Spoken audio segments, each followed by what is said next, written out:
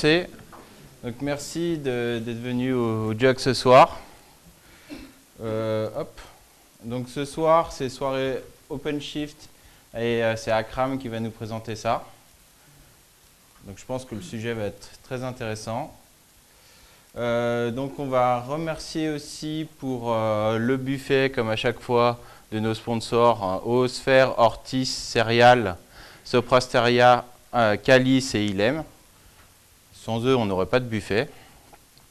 Et donc pour les prochains événements sur Genève, donc il y a le Ruby Brigade qui propose une soirée All-in-One Monitoring for Ruby on Rails Application le 5 avril. Le GVA.net Let's Code Twitter from Scratch with CQRS et Event Sourcing. Donc n'hésitez pas à y aller aussi également le 5 avril. Je sais qu'il y a certains user groups aussi qui ont des problèmes de salles, donc si vous avez des salles pour les accueillir, ça peut être aussi une bonne chose de leur proposer. Donc n'hésitez pas. Et je vous souhaite une bonne soirée. Et je rajouterai encore une dernière chose, on accueille toujours les quickies en début de session pour ceux qui veulent faire, un quart d'heure pour présenter un sujet. Donc même chose, n'hésitez pas. Venez présenter un sujet qui vous fait plaisir. Envoyez-nous un petit mail à team@genevajug.org et on regardera ça ensemble. Je vais laisser la place à Akram maintenant.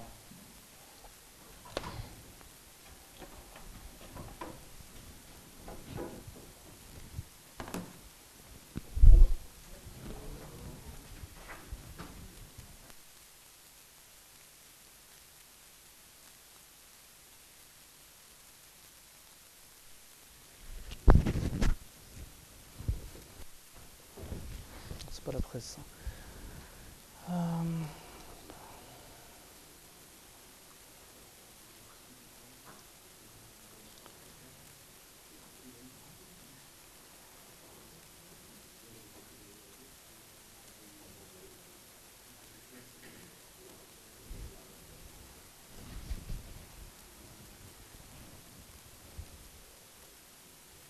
Alors, petit ajustement.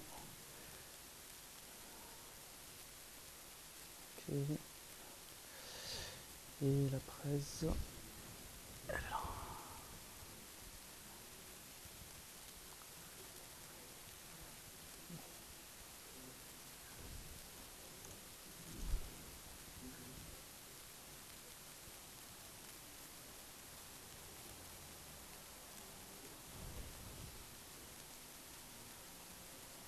Ça arrive, hein, laissez-moi 2 secondes. Hop, voilà. Et on va y arriver comme ça. Play ici ou play, c'est là. Et on va commencer ici. Non, on m'entend. Vous m'entendez correctement tout le monde? Là ça enregistre du coup aussi. Bon, faut pas le dire, on coupera au montage. Donc je m'appelle Akram Benaïssi, je suis consultant architecte chez Red Hat depuis environ 5 ans. Ce soir on va parler d'OpenShift. Je ne sais pas si tout le monde sait ce que c'est, mais on va en parler. Du coup, ceux qui ne connaissent pas pourront découvrir, et puis ceux qui connaissent déjà pourront me poser peut-être des questions. Dans la presse d'aujourd'hui, ce qu'on va peut-être apprendre, enfin, j'espère, des trucs sur le cloud en général, petit rappel sur les différentes technologies de cloud qui existent. C'est un peu des généralités, on va dire. Je vais essayer de faire une presse qui n'est pas trop technique pour essayer de toucher le plus de monde, mais si vous avez des questions techniques, vous n'hésitez pas, surtout dans la période de questions-réponses. N'hésitez pas à challenger, à poser des questions, à savoir, etc. On va rester je vais rester plutôt haut niveau, on va dire, mais comme il y a pas mal de concepts sous-jacents qui sont assez compliqués, je ne veux pas endormir tout le monde. Donc voilà. Qu'on va aussi apprendre, c'est des choses basiques sur tout ce qui est des conteneurs, des technologies de conteneurs, et notamment Docker. Je pense que qui n'a pas entendu parler de Docker dans... Ah bon, d'accord. On va rentrer dans le détail d'OpenShift. Qu'est-ce que c'est, comment ça marche, d'un point de vue architecture. Et on va finir avec quelques concepts autour des microservices. Et en bonus, il y aura peut-être quelques jeux de mots à 2 balles, mais pas beaucoup, je vous promets. Donc, voilà. Si vous en repérez, j'ai pas beaucoup de goodies, Mais si ceux qui repèrent le jeu de mots, eh ben ils auront des goodies à la fin. Alors, donc, en termes d'agenda, donc je vous disais, on va faire un petit tour d'horizon, un focus sur les conteneurs, OpenShift dans tout ça, où est-ce que ça se situe. Qu'est-ce que ça va changer pour vos applications? Donc, je pense que la plupart des gens qui sont ici développent ou ont développé ou seront amenés à développer, peut-être même à mettre en prod ou exploiter des applications. Donc, qu'est-ce que ça change pour vous, la façon de développer vos applications, de la façon de les exploiter et de les mettre en œuvre? Je ferai une petite démo de quelques dizaines de minutes. Et puis on finira par les questions-réponses si vous avez envie ou si j'ai envie. Je suis architecte chez Red Hat, je suis consultant, je suis développeur Java avec, on va dire, j'ai un lourd passif, pas forcément glorieux, je pense, comme tout le monde autour de Java. Je me suis mis au Go aussi, on va dire, il y a un peu plus d'1 an maintenant, en étant contributeur sur OpenShift. C'est pour ça que je vous disais, si vous avez des questions techniques, n'hésitez pas. J'ai un peu les mains dedans quand le temps me le permet. Je suis open sourceur depuis, au début j'avais mis près de 20 ans, mais après j'ai fait le compte et en fait ça fait, je pense, peut-être plus de 20 ans que je suis open sourceur déjà, donc ça ne nous rajeunit pas tout ça. Et puis je vous disais, je suis contributeur dans le domaine de l'open source, mais notamment sur OpenShift et anciennement sur SonarSource. Donc je pense que tout le monde connaît Sonar aussi. Ah bah oui, voilà. Ils étaient cachés, ça marche. Donc on va commencer avec la partie tour d'horizon. Donc l'idée c'est de savoir, de se positionner un peu sur tout ce que c'est, sur ce que c'est les technologies cloud. Donc ça c'est la définition Wikipédia. En gros le cloud c'est de l'informatique à la demande. Bon, pas seulement, mais c'est une des possibilités. Donc là, la définition vous la retrouverez sur Wikipédia, on ne va pas rentrer dans le détail. Autour du cloud, on a différentes façons de fournir des services à la demande. Ça concerne soit ce qu'on appelle l'infrastructure, donc là on rentre dans le domaine du IaaS, soit de fournir des plateformes. Alors des plateformes, c'est des environnements d'exécution, c'est du middleware typiquement, des serveurs d'application, c'est des environnements d'exécution qui sont plus ou moins ouverts, plus ou moins standards.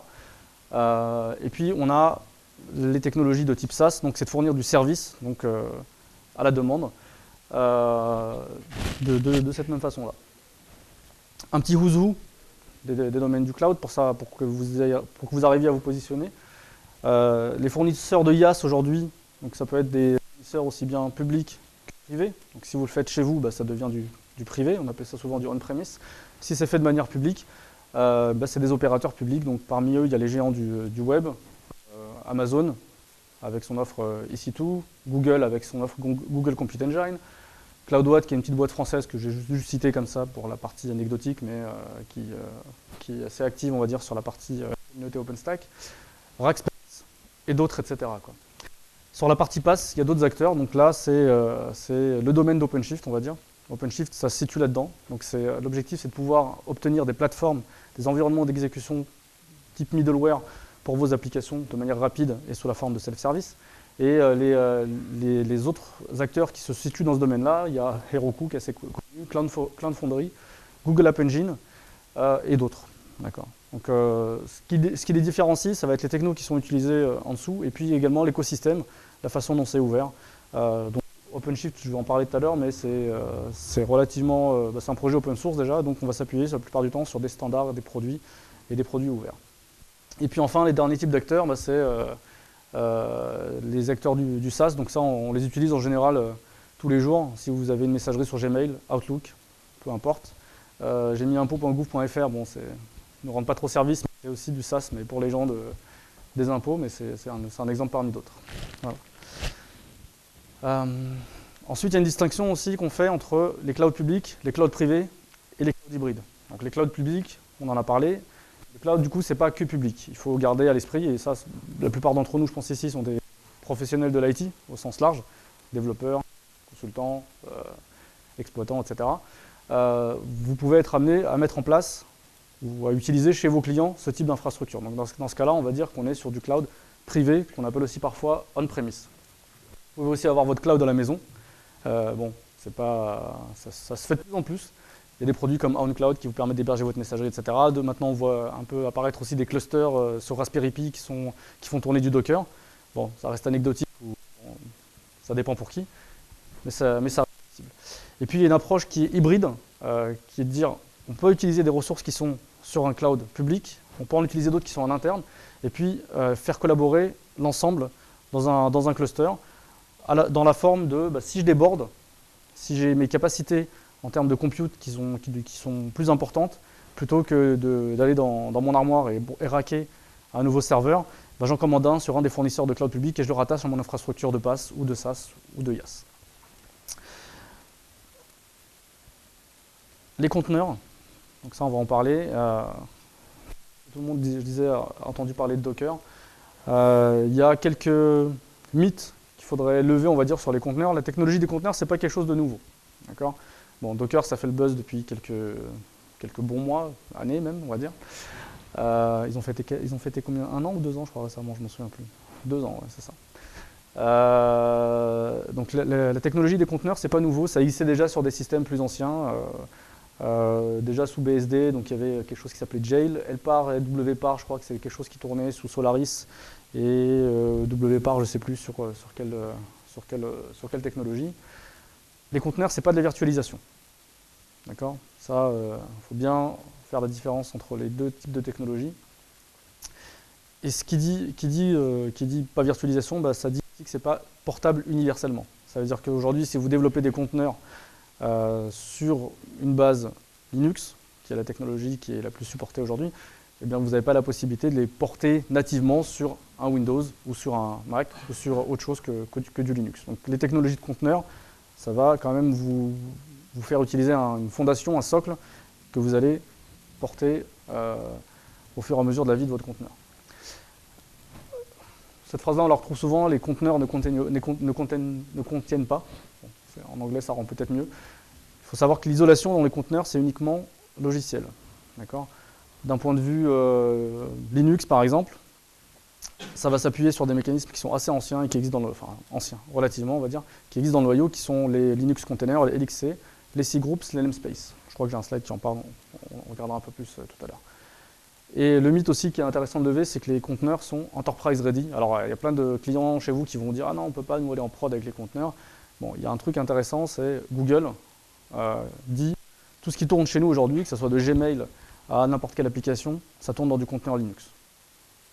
Donc c'est un peu pour démystifier, et aussi challenger vos clients pour leur dire vous ne voulez pas faire de conteneur, mais aujourd'hui Google, qui peut revendiquer des temps de disponibilité qu'on aura les plus grandes difficultés à atteindre nous dans nos IT, fait tourner toutes ces applications dans du conteneur.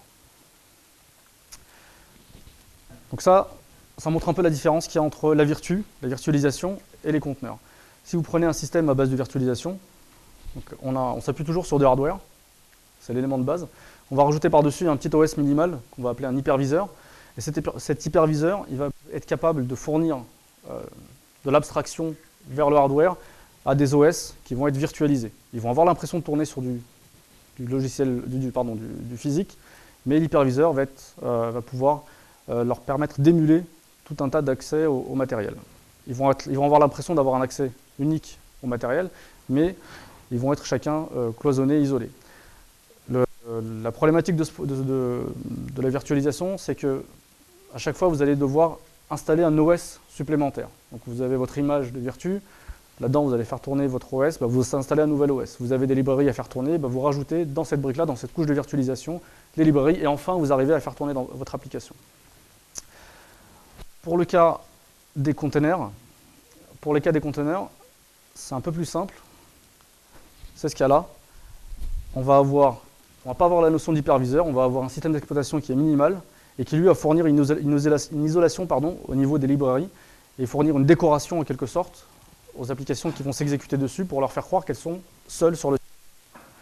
Ça va fournir entre autres un namespace qui leur fait croire qu'ils sont tout seuls et héritants d'un processus. Ça va leur fournir également une carte réseau en quelque sorte qui va leur faire croire qu'ils ont une vraie adresse IP, mais ils s'exécutent en réalité dans un conteneur. Ça va, ça vous parle, c'est pas... Ouais, ok. Comment ça fonctionne là-dessous? Donc je vous disais, principalement les technos sur lesquels ça s'appuie, et ce Linux, qui est une technologie de label pour pouvoir assurer la sécurité au niveau d'un système Linux. Ça permet de s'assurer que quand on est dans un conteneur, on ne puisse pas faire tout et n'importe quoi. Les cgroups, donc ça je vous en parlais, donc c'est la partie qui va pouvoir containeriser, qui va pouvoir isoler les process, et les namespaces Unix qui sont aussi un niveau d'isolation, notamment utilisé par la partie réseau Alors, Docker dans tout ça, ils n'ont pas réinventé la roue, mais ils ont mis en place un écosystème extrêmement riche, extrêmement puissant, qui s'appuie sur les mécanismes de conteneurs. La brique de base, on va dire, c'est ce qu'on appelle l'image Docker. Donc c'est un système qui va prendre une photographie donc une image en fait d'un conteneur, et qui va organiser ça sous forme de couches. Les couches, elles sont réutilisables et elles sont extensibles. Donc on peut partir d'une couche, on va dire, qui offre une décoration Linux CentOS par exemple, et on va pouvoir installer différentes choses là-dessus. Et à chaque fois qu'on va exécuter une commande dans Docker, à chaque fois qu'on va décrire une commande dans le Dockerfile pour le Docker, ça va générer une nouvelle couche et du coup une image intermédiaire. Docker, c'est également un outil qui va vous permettre d'instancier des conteneurs à partir des images. Et ça va s'occuper de toute la tuyauterie Linux Container, la partie namespace. Et ça va permettre également de construire des images, donc enrichir vos propres images et de poser des tags par-dessus. Et Docker, c'est aussi la notion de registry. Donc, quand vous voulez avoir à partager vos images, vous allez les pusher dans une registry. Il y en a une qui est publique, qui s'appelle Docker Hub, que la plupart d'entre vous, ceux qui utilisent Docker, connaissent. C'est au même titre que des registries, que des repositories Maven, par exemple. C'est un endroit où il va y avoir les images Docker qu'on pourra utiliser et partager.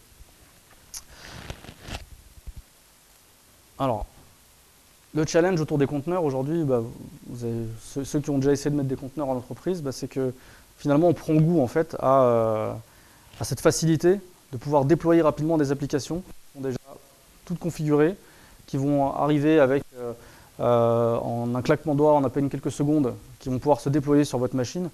Et du coup, on va commencer rapidement à essayer de construire des choses un peu plus élaborées. Comme on va essayer de faire parler des conteneurs entre eux. Typiquement, si j'ai un conteneur qui fait tourner du sonar, j'ai ma base de données à côté, je vais essayer de faire tourner ça dans deux conteneurs séparés. Et puis, qu'est-ce qui se passe quand je veux les mettre en production? Si je veux monter une architecture qui va être hautement disponible, comment je vais pouvoir avoir mes bases de données dans des clusters, etc. Là, on rentre dans des problématiques qui sont liées à l'orchestration. Et ces problématiques-là, en fait, c'est ce que gère OpenShift. Alors, vous allez me dire pourquoi depuis tout à l'heure je parle de ça. Effectivement, l'objectif, c'est de parler d'OpenShift au final. La différence, justement, entre les moteurs de conteneurs, dont fait partie Docker, et les moteurs d'orchestration de conteneurs, c'est résumé ici dans ces quelques slides-là. Les moteurs de conteneurs, seuls, ils vont vous laisser la tâche d'aller gérer les liens entre vos conteneurs, d'aller gérer le fait que si un conteneur tombe, vous devez mettre en place des mécanismes pour le monter automatiquement. Et si vous voulez mettre une architecture à base de conteneurs en cluster, eh bien c'est tout un tas de choses qu'il faut venir mettre en œuvre pour pouvoir assurer la scalabilité, pour pouvoir assurer typiquement la réplication, etc. Et ça, c'est le boulot des orchestrateurs de conteneurs. Alors, dans les slides un peu décalés, dans les technologies qui sont liées au moteur de conteneurs, le plus connu qu'on retrouve, c'est Docker. Mais il y en a d'autres. Donc, typiquement, sur Linux, il y a un deuxième projet qui s'appelle Rocket, qui est un projet de CoreOS. Je ne sais pas si certains ont entendu parler chez vous. Okay. Et donc, du côté des orchestrateurs de conteneurs, donc les plus populaires, c'est Kubernetes, qui est un projet en fait issu de Google. Donc, comme je vous disais tout à l'heure, Google, en interne chez eux, tout est conteneur. Et ils ont déjà réfléchi il y a plusieurs années, il y a plus de 5 ans déjà, à pouvoir mettre en place des mécanismes d'orchestration de conteneurs pour dire qu'est-ce qui se passe si j'ai une VM qui crache ou une machine physique qui crache sur laquelle tourner des conteneurs. Je vais être capable de rescheduler mes conteneurs à un autre endroit. Donc, Kubernetes, c'est un projet qui a émergé de Google, qui s'appuyait sur un autre projet qui s'appelait Borg, il me semble. Et donc ça a servi de fondation pour construire tout ce qui est aujourd'hui scheduling dans Kubernetes. Donc, comme je vous disais encore, ce n'est pas quelque chose de nouveau. Aujourd'hui, les conteneurs en entreprise classique, ce n'est pas quelque chose qui est répandu, mais chez les grands du web, que ce soit Google, Netflix, Amazon, etc., d'autres, c'est des technologies qu'on retrouve souvent. OpenShift dans tout ça. Alors OpenShift, lui, dans la version 3, qui est sortie donc il y a à peu près 1 an maintenant, il s'appuie sur Docker et Kubernetes. D'accord ? Il va ajouter par-dessus, donc au-delà des fonctionnalités d'orchestration qui sont apportées par Kubernetes, OpenShift il va apporter une gestion d'utilisateurs. Vous allez pouvoir, au sein de votre cluster OpenShift, définir des utilisateurs qui vont pouvoir provisionner pour eux-mêmes des environnements, des plateformes middleware qui sont utilisables en développement. Il va apporter également ce qu'on appelle une couche de routage, c'est-à-dire qu'une fois que vos conteneurs sont déployés au sein de votre cluster OpenShift, au sein de l'entreprise, il faut pouvoir y accéder. Et avec la multiplication des conteneurs, ça peut rapidement devenir assez laborieux de devoir gérer toutes ces entrées, réseaux, les paramétrages, etc. Donc OpenShift, il apporte également une solution à cette chose-là. C'est également tout un tas d'outils autour de l'intégration continue autour des conteneurs. Donc une fois qu'on y a goûté au conteneur, ça devient facile et rapide de développer sa propre image de conteneur, de prendre son application Java existante, de la packager dans un Tomcat qui est déjà dans un conteneur et puis d'en faire une image qu'on va redistribuer à gauche à droite. Du coup, pour pouvoir centraliser cette gestion de conteneurs et l'automatiser, OpenShift vient déjà avec un ensemble d'outils qui permettent de faire ça de manière automatique. Et puis, c'est aussi un ensemble de templates, de plateformes pour lesquelles, qui sont déployables directement dans OpenShift pour vous permettre de tester rapidement un langage, un environnement que vous auriez mis peut-être plusieurs heures ou plusieurs jours à mettre en œuvre avant de pouvoir développer la moindre ligne de code. Donc ça va faciliter beaucoup de choses. Ça va faciliter notamment le fait de pouvoir développer des applications polyglottes. C'est-à-dire qu'en fonction des attentes que vous allez avoir sur une technologie ou des besoins d'agilité ou autre sur un langage, vous allez pouvoir mettre en place rapidement un environnement de développement Node.js ou un environnement de développement Java ou un environnement de développement PHP, etc. et les assembler rapidement pour pouvoir faire une application polyglotte et, on va dire, orientée microservices. Bon, c'est encore assez abstrait, je pense. Ça sera un peu plus visible quand on aura la démo. Donc un des projets sur lesquels s'appuie, je vous disais, c'est Kubernetes. Donc ça c'est Kubernetes, je vous disais, c'est un projet Google, donc c'est quelque chose aussi qui est éprouvé. C'est encore un projet qui est en développement. Donc la version actuelle de Kubernetes, je crois que c'est une version 1.2 ou peut-être 1.3. Et c'est la version sur laquelle s'appuie OpenShift. Alors bon, pour être sincère, je crois que la version entreprise d'OpenShift s'appuie sur la version 1.1. Mais c'est un projet qui évolue encore et qui accepte encore beaucoup d'évolutions autour de concepts qui sont autour du conteneur et de l'orchestration. Le rôle spécifique de Kubernetes, c'est déjà de décrire la façon dont les conteneurs vont être déployés. Comme je vous disais tout à l'heure, si vous avez un conteneur A et puis un conteneur B à déployer, il y a toute une tuyauterie à aller fixer et on n'a pas envie de se gérer ça à la main quand on veut emmener nos conteneurs en production. Donc, Kubernetes il fournit un mécanisme de template, un format de fichier dans lequel il va dire « moi je veux déployer quelque chose ». Cette chose-là, elle va avoir un service qui est lié et il y a des conteneurs qui sont liés, il va s'occuper de ça pour vous. Ce qu'il fait également, c'est qu'il va surveiller l'état et maintenir et augmenter le nombre de réplicas de vos conteneurs. Qu'est-ce que ça veut dire? Ça, c'est extrêmement important, c'est que aujourd'hui, les conteneurs, ça va vous permettre d'avoir vos applications qui sont nativement scalables. Aujourd'hui, si vous avez une application classique en Java qui tourne sous JBoss, Tomcat ou un autre serveur d'application, si vous voulez la faire scaler, vous devez répliquer votre environnement à l'identique. Donc ça implique une nouvelle livraison, avoir préparé un environnement qui est capable d'accueillir votre déployable et faire ensuite la tuyauterie pour pouvoir avoir une répartition de charge ou les mécanismes qui permettent d'avoir la haute dispo. Kubernetes s'occupe de ça pour vous. C'est-à-dire que, comme l'unité sur laquelle il travaille, c'est l'image du conteneur, quand on va lui demander de maintenir un certain nombre de réplicas de votre application, on va juste lui donner le nombre de réplicas et en se basant sur une même image Docker, il va s'occuper d'instancier des conteneurs différents et s'occuper du routage vers les différents conteneurs qui sont dans le cluster. Il s'occupe également de la partie adressage réseau, donc ça c'est quelque chose qui est entièrement transparent pour l'utilisateur, ce n'est pas quelque chose qu'on manipule. Il s'occupe également de rattacher des volumes de données, des volumes persistants pour les conteneurs qui vont générer de la donnée. Alors, il faut savoir que les conteneurs Docker, ou les conteneurs dans d'autres technologies, généralement, la façon dont on les construit, c'est qu'ils vont s'exécuter sur une machine, une VM ou peu importe. Si le conteneur crash, vos données vont rester dans un répertoire /var quelque chose, etc., qui a un volume qui a été monté pour ce conteneur-là.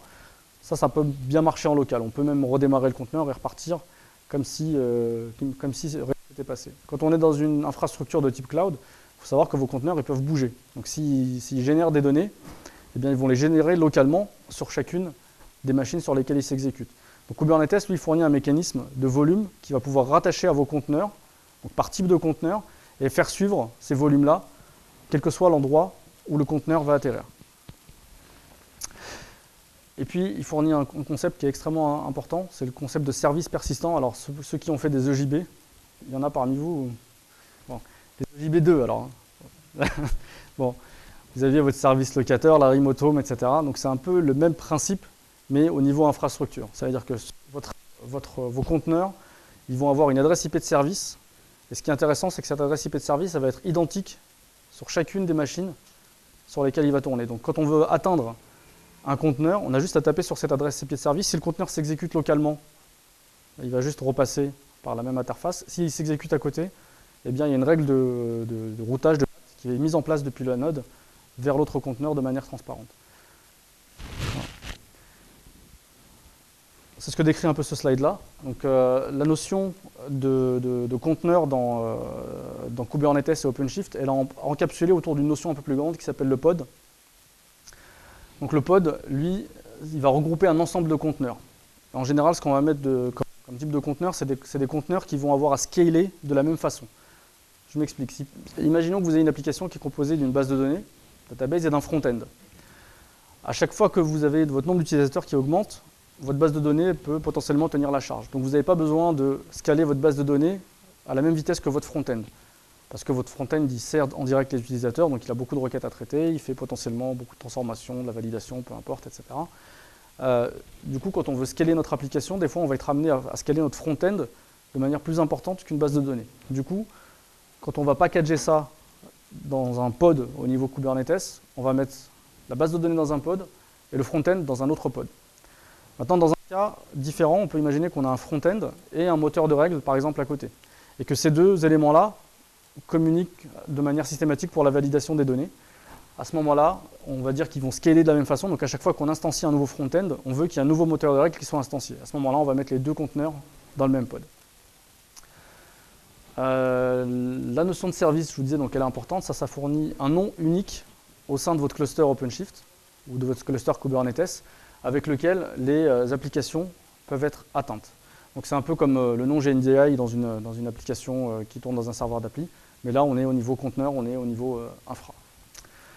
La notion de réplication contrôleur, ça c'est une notion aussi qui est intéressante. C'est ce qui va gérer le nombre de réplicas de vos containers. Quand vos containers vont être instanciés, vous pouvez leur dire j'aimerais qu'il y ait X réplicas de mon conteneur au sein du cluster.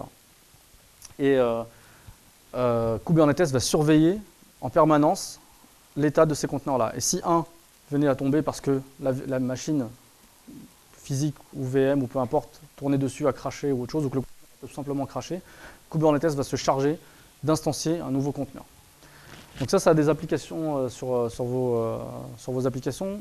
C'est d'avoir des conteneurs qui vont être le plus stateless possible.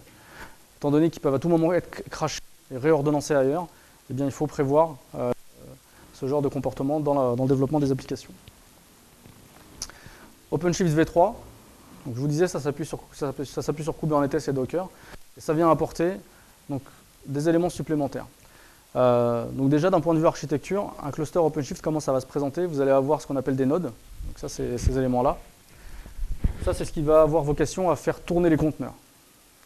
Les conteneurs, quand ils vont s'exécuter, ils vont tourner sur les nodes. Ils ne vont pas y arriver tout seuls. Les conteneurs, ils vont être pilotés par un master. Ça veut dire qu'au niveau d'OpenShift, on va parler au master OpenShift qui connaît ces nodes et on va lui dire, moi je veux déployer un nouveau template d'application, une application JBoss, SQL par exemple, qui qui contient donc du coup 2 pods, un pod pour JBoss, un pod pour MySQL. Le master, il a une vue des différents nodes du cluster, il a des métriques sur eux, le taux d'utilisation, CPU, la mémoire, etc. Donc à ce moment-là, il va scheduler, et ça c'est également le rôle de Kubernetes, il va scheduler, donc il va déterminer où va atterrir le conteneur. D'accord ? Également, d'autres mécanismes qui entrent en œuvre, le master, dans son scheduling, il peut prendre en compte un certain nombre de labels. Donc si moi, mes nodes, je leur fais porter des labels, par exemple si j'ai du hardware spécifique ou si ils sont dans une zone ou dans un data center précis, je peux aller mettre un label dessus et mon scheduling va être influencé à partir de ces labels. Donc ça c'est API management, etc. Les autres choses qu'apporte OpenShift, je vous en parlais tout à l'heure, c'est la couche de routage. Donc c'est comment OpenShift va pouvoir router les accès extérieurs à votre cluster pour les faire arriver jusqu'au conteneur. Donc ça sera peut-être un peu plus clair, je pense, avec la démo qu'on va pas tarder à avoir. Une fonctionnalité qui est intéressante aussi, je vous en parlais, c'est qu'est-ce qui se passe si un de mes conteneurs crash. D'accord ? Donc ça, c'est le rôle de Kubernetes et d'OpenShift. Il va être capable de surveiller vos conteneurs et en cas de crash d'un conteneur, il va automatiquement lui déterminer un nouveau node sur lequel il va atterrir, il va instancier un nouveau conteneur sur un node différent. D'accord ? Alors il peut arriver même qu'une VM en entier crash. Donc à ce moment-là, Kubernetes, OpenShift s'en rendent compte aussi. Et à ce moment-là, ils vont scheduler pareil les pods qui étaient sur cette VM-là sur une autre VM, sur un autre node du cluster. Voilà. Au final, ce que vous avez, c'est que vous avez la capacité à faire tourner donc, des conteneurs de différentes technologies, puisqu'il y a l'isolation qui est mise en œuvre pour pouvoir vraiment faire tourner de manière complètement isolée vos conteneurs. Et vous avez l'orchestration qui est mise en œuvre par OpenShift pour pouvoir déployer et maintenir à l'état running les conteneurs que vous avez dans votre cluster. Ça vous parle? C'est calme. Vous êtes assidus. L'autre processus dont je vous parlais, c'était les processus de build.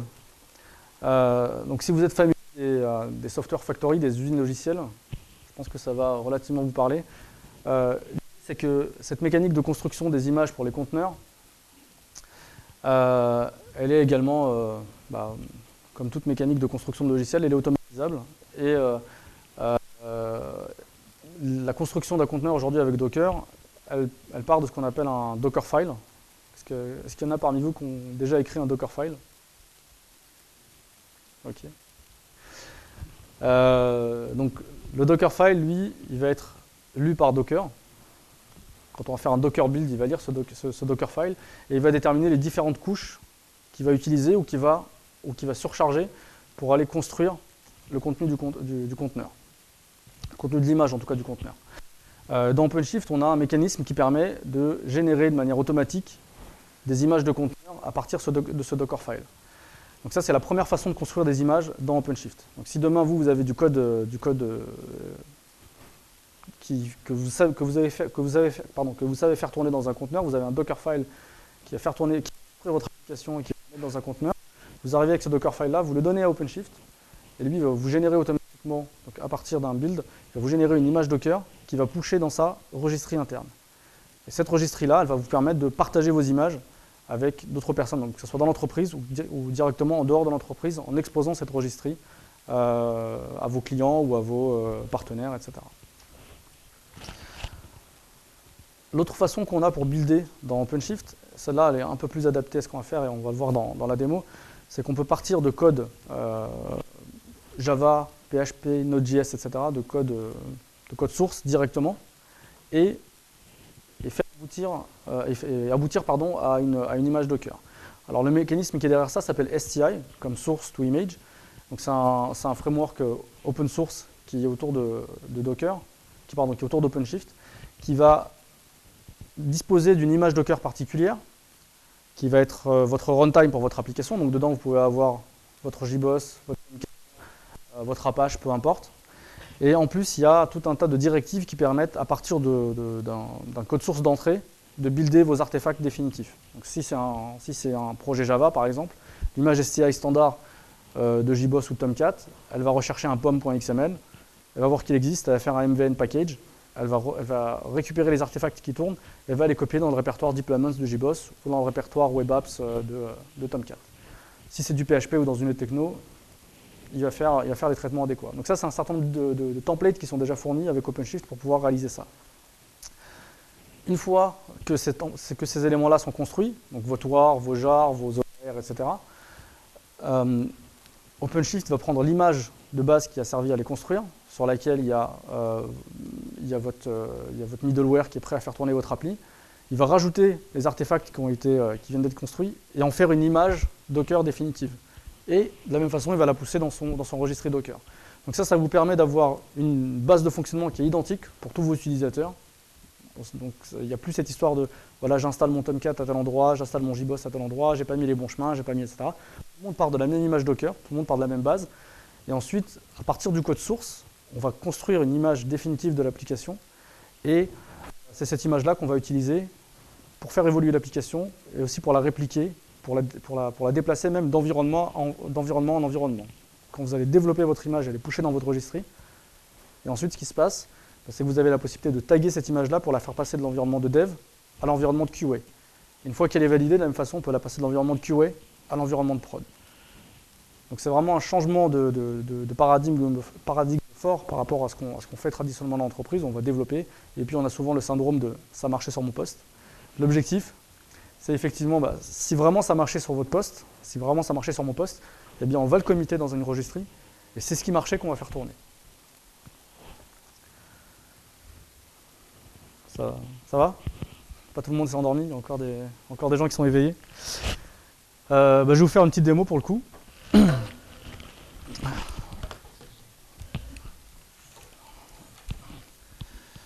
Alors, je vais utiliser la version communautaire d'OpenShift.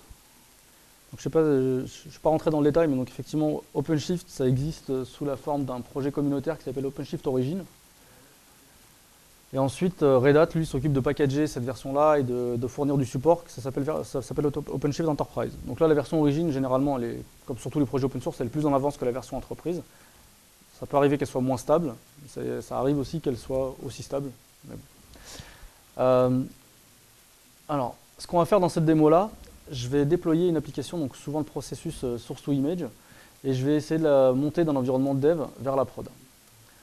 Donc OpenShift, c'est deux outils. C'est déjà ce dashboard sur lequel on se connecte, mais également un outil en ligne de commande pour pouvoir réaliser les mêmes opérations qu'on fait sur le dashboard avec de la ligne de commande. Donc j'ai un peu utilisé les deux. Ceux qui sont un peu réfractaires à la ligne de commande, vous allez peut-être râler dans la deuxième partie. Mais sur le dashboard, c'est relativement sympa et simple à mettre en œuvre. Donc je me suis créé deux utilisateurs. Le premier s'appelle user-dev, qui a pour objectif d'aller créer une application donc dans un projet. Ce que je vais faire, c'est que quand j'arrive, là j'ai aucun projet qui a été créé, je vais commencer par créer mon projet. Donc le projet que j'ai utilisé s'appelle Ticketmonster. Comme je suis en dev, mon projet, je vais l'appeler Ticketmonster-dev. Et à partir de là, il va me proposer déjà un certain nombre de templates pour construire mes applications. Donc là, comme je vous disais tout à l'heure, il y a beaucoup de langages qui sont disponibles. Donc si comme moi, vous ne connaissez pas Ruby ou vous ne connaissez pas Perl ou Python, etc., mais que vous voulez expérimenter 2-3 trucs, vous pouvez très bien instancier en 2 clics votre environnement, partir même d'un projet qui existe sur GitHub qui fait à peu près ce à quoi vous voulez faire et aller l'étendre. Ça prend quelques secondes et vous n'avez pas besoin de connaître les mécanismes exacts d'installation d'un environnement Perl, d'un environnement Python, etc. ou d'une base de données MongoDB. Donc là, vous voyez, il y en a pas mal. Il y a donc tout ce qui est base de données. Donc, avoir un MySQL dans OpenShift, ça prend quelques secondes. Donc là, c'est un ancien projet que je me suis créé qui vient spawner du Bitcoin, mais bon, c'est juste pour rigoler. Voilà. Nous, celui qu'on va utiliser pour la démonstration, c'est un qui s'appelle JBoss EAP. Donc à partir de là, il va me proposer déjà de créer donc, mon application, que je vais appeler Ticketmonster. Il va prendre en entrée directement du code qui est sur GitHub ou sur un repo Git quelconque en fait, qui serait accessible. Donc, ce que j'ai fait moi, c'est que j'ai forké un projet qui s'appelle, pour la démo, qui s'appelle Ticketmonster. Alors, je crois que j'ai oublié d'aller le chercher. Il était dans la liste? Ok, c'est pas grave. Je me suis fait ma petite anti-sèche derrière. Je vais ouvrir mon anti-sèche pour copier-coller. Alors, ah bah, elle est trop derrière, je crois, l'anti-sèche. Bon, il était dans la liste. On va le prendre sur la liste alors. Voilà. Ticket Monster, celui-là. Ok, très bien. Donc ce projet-là, si je vais sur GitHub, pardon, c'est un projet que j'ai forké depuis donc JBoss Developer Ticket Monster. Dedans, il y a un projet qui s'appelle Demo. La branche par défaut qu'on va cibler, c'est la 2.7.0 Final with Tutorials, bon, que j'utilise en général pour mes démos. Et le code source se trouve dans un répertoire qui s'appelle Demo. Donc si je rentre dans Demo, là, j'ai un projet classique Maven avec un POM, mes sources, etc. Donc si je retourne sur OpenShift, c'est ce que je vais lui donner à manger, ce projet-là, et je vais lui rajouter quelques paramètres qui sont liés donc, au fait que j'utilise une branche qui n'est pas la branche master. Donc je vais lui mettre le nom de la branche. Et que mon code source ne se trouve pas à la racine de mon repo Git, mais qui se trouve dans ce répertoire-là. Et c'est tout. Et c'est tout. Alors il y a d'autres paramètres, etc. qu'on peut mettre, mais typiquement celui-là, il est assez sympa. Ça me dit que mon application, je voudrais qu'elle soit accessible sur le web, donc je vais demander à OpenShift de me créer une route directement pour accéder à mon application. Alors en quoi ça consiste techniquement? C'est qu'il va créer dans son reverse proxy interne une route vers mon application et qui va rediriger vers le service Kubernetes qui est capable de servir mon appli. Voilà, pas plus d'infos que ça. À la fin, je valide, je fais create. Il me dit c'est génial, j'ai créé ton application. Et qu'est-ce qu'il fait à ce moment-là en fait?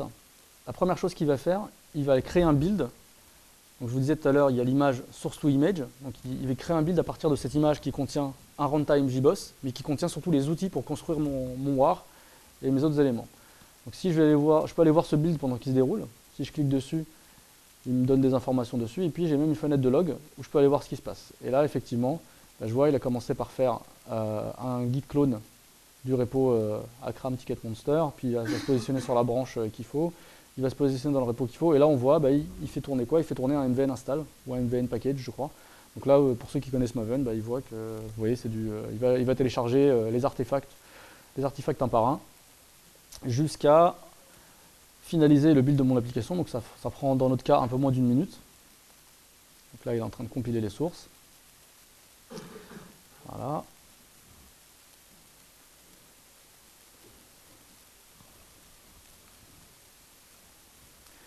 Voilà.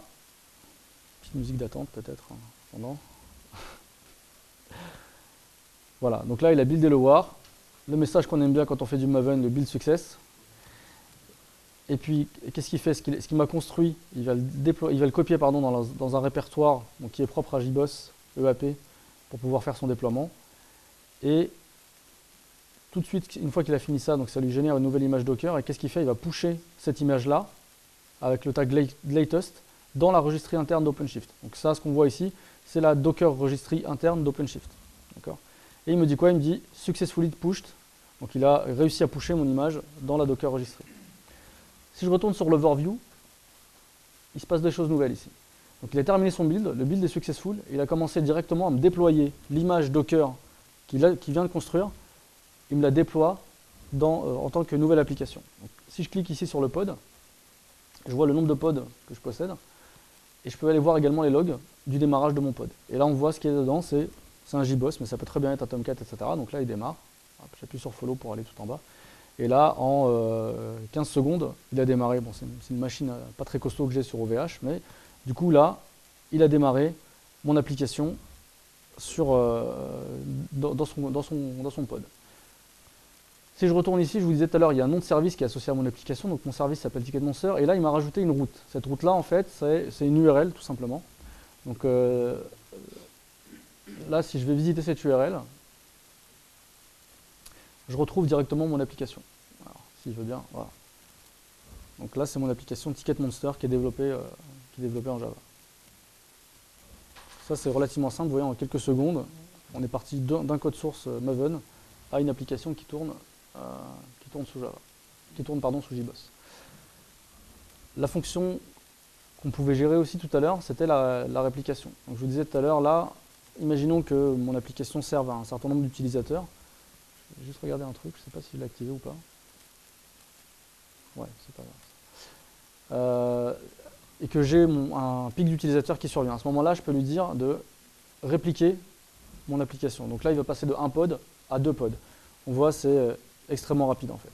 Et du coup, comme il y a un load balancing au niveau du routage d'OpenShift, pour moi c'est transparent. Si je vais revisiter également cette application-là, j'ai toujours quelque chose qui est disponible. Alors il y a même de l'affinité de session qui est mise en place, ce qui fait que comme moi depuis mon navigateur je me suis déjà connecté, il m'a redirigé sur la même, donc c'est pour ça que c'est extrêmement rapide pour le temps d'accès.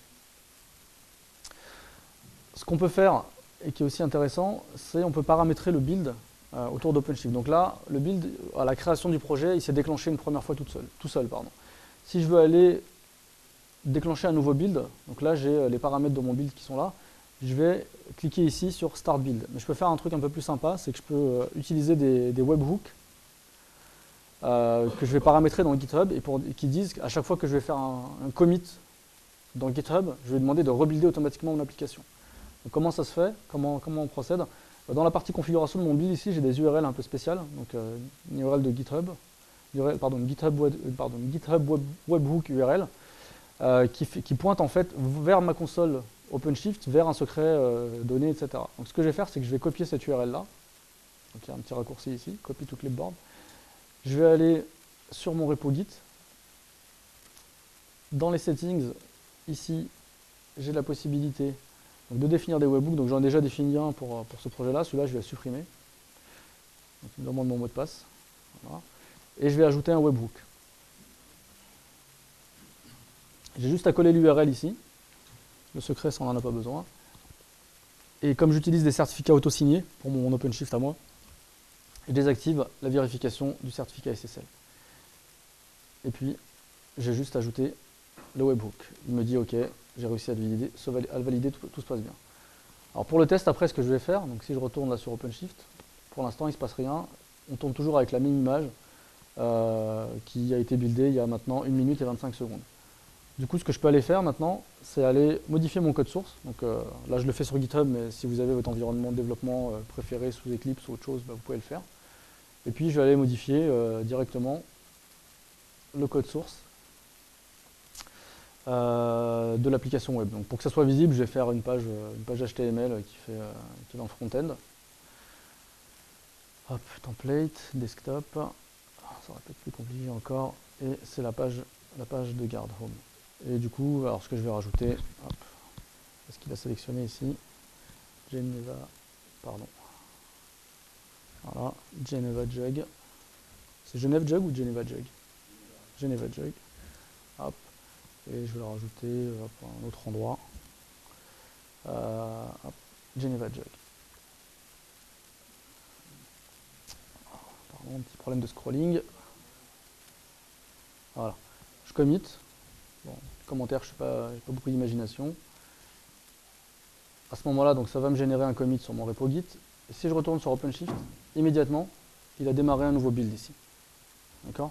Donc comme il a fait la première fois, il va me refaire le même process.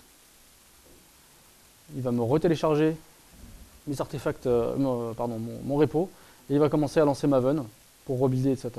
Bon, vous allez dire, ah, c'est un peu embêtant, il me retélécharge les repos Maven, etc. Donc il y a des choses qui existent dans OpenShift pour dire réutilise des artefacts Maven que tu aurais téléchargés au cours d'un build précédent pour éviter d'avoir à les télécharger.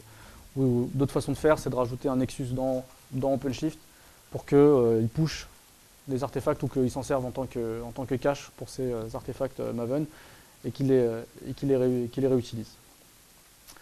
Une dernière possibilité, c'est de rajouter aussi un proxy HTTP dans OpenShift qu'on va utiliser pour pouvoir aller chercher les artefacts, les jars, etc. de manière un peu plus rapide.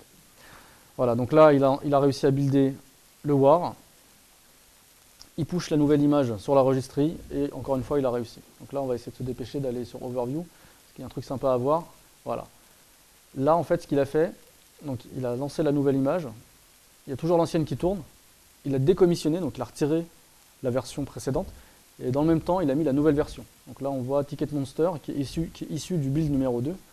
Et du coup, donc je vais aller voir si ça a pu déployer correctement. Hop, je vais sur mes logs, je regarde tout en bas. Hop, pendant quelques secondes, qui a pris un peu plus de temps là. Hop. Tout à l'heure, il a mis quoi, 15 secondes, je crois, pour démarrer, c'est ça. Donc là, hop, il démarre ses EJB, ses trucs, sa persistance Hibernate. Voilà, il a mis 18 secondes, 19 secondes pour démarrer. Si je retourne sur mon application, je clique ici et j'ai mon Geneva Cache, Geneva Jug, Ticket Monster. Je l'ai downscalé avant parce qu'il y a un petit paramètre, à chaque fois je me plante. Quand on lui dit de refaire le build, on peut lui dire soit de conserver les mêmes paramètres de réplica ou pas, ou de repartir avec les paramètres d'origine du build. Donc ça, c'est là on a vu comment avoir son application en quelques secondes, mise à jour, etc. Bon, vous allez me dire ça c'est bien déjà, mais pour le coup, moi quand je suis en dev, des fois pour modifier juste une page HTML, j'ai pas envie de me retaper un build en entier, j'aimerais être un peu plus agile. Donc déjà, rien ne vous empêche de continuer à utiliser vos outils de dev locaux pour pouvoir avoir ça, mais il y a quand même des trucs qui ont été faits dans OpenShift pour pouvoir faciliter aussi, servir d'environnement de développement qui sont directement dans le cloud pour pouvoir faire du développement un peu agile. Alors, je vais essayer de vous montrer ça. Donc, ça passe un peu par la ligne de commande. Il y a un plugin Eclipse qui existe, mais bon, je n'ai pas le temps de l'utiliser. Du coup, on va faire un peu de ligne de commande. Hop. Alors, tout le monde arrive à lire? Ouais, c'est bon. Hop, je nettoie mon écran. Donc, il y a une ligne de commande, un outil en ligne de commande qui s'appelle OC, comme OpenShift Command Line, qui permet de réaliser un certain nombre d'actions. Donc là, par exemple, il me dit, je demande sur quel projet je suis, il me dit, voilà, il me dit, tu es en train d'utiliser le projet de Ticket Monster. Bon, avant de commencer la démo, je m'étais déjà logué, j'avais créé un projet, etc. Donc c'est pour ça qu'il me retrouve. Je peux lui demander de m'afficher tous les pods qui sont existants. Il me dit, il y a 3 pods qui ont servi, donc un pod de build qui s'est terminé il y a à peu près 10 minutes, enfin qui est vieux de 10 minutes d'âge, il est terminé. Il y a un deuxième pod de build, qui est le deuxième build qu'on a vu. Et puis il y a un pod de run, avec la version 2, qui est actuellement en train de s'exécuter. D'accord. Alors, cette commande OC, elle est assez sympa. Elle me permet d'afficher, par exemple, les logs d'un pod. Donc, les logs, par exemple, de ce pod-là, c'est un JBoss. Donc, du coup, ça m'affiche les logs JBoss. Donc, le -F, ça me permet de les avoir en temps réel, si j'accède à l'application, etc. Puis, il y a une commande encore plus sympa, c'est OC RSH, qui, là, me permet directement de rentrer dans le conteneur. Donc là, si je fais un LS, je suis dans le conteneur directement. Donc je peux me balader dans l'arborescence, comme si j'étais sur le serveur JBoss EAP. Donc je peux aller sur OPT, comment ça s'appelle, RH je crois, bon, non pas MongoDB, EAP, Standalone, Deployments, et c'était où déjà? Je crois que j'ai choisi le mauvais exemple en fait, mais c'est pas grave. Deployments. Ah oui, voilà, c'est ça. Root.war.deployed, non, c'est pas ça. Ok. J'ai choisi le mauvais exemple pour faire cette partie-là, mais en fait, sur un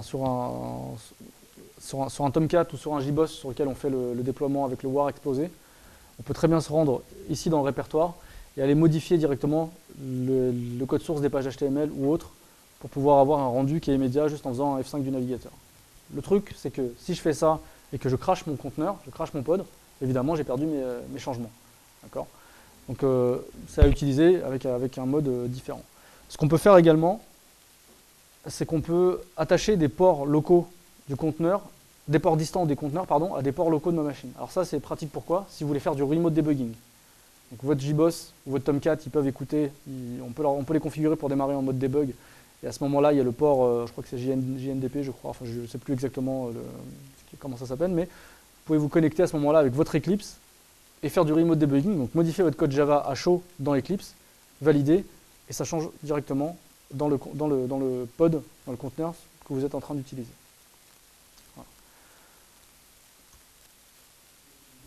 Voilà. Ouais.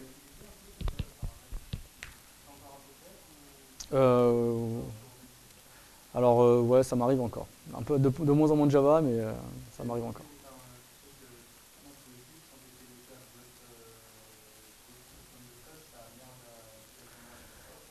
Alors, c'est pas quasiment à chaque fois, c'est c'est presque tout le temps. Non, je plaisante. En fait, ça, c'est les limitations qui sont liées à la JVM. Dès qu'on va changer la signature d'une classe ou d'une méthode, forcément, le hot deploy ne va pas fonctionner. Donc, ça, c'est inhérent à la JVM. Après, peut-être qu'il faut avoir des JVM un peu plus intelligentes. Ou alors, peut-être, je crois que JRebel, pour ceux qui l'utilisent, doit pouvoir gérer ça. Donc, je sais pas, j'ai pas d'expérience sur JRebel. Peut-être qu'il y en a d'autres qui connaissent. Donc, ça peut gérer la modification des signatures des classes. Ouais. Donc ça, c'est un exemple aussi. Voilà.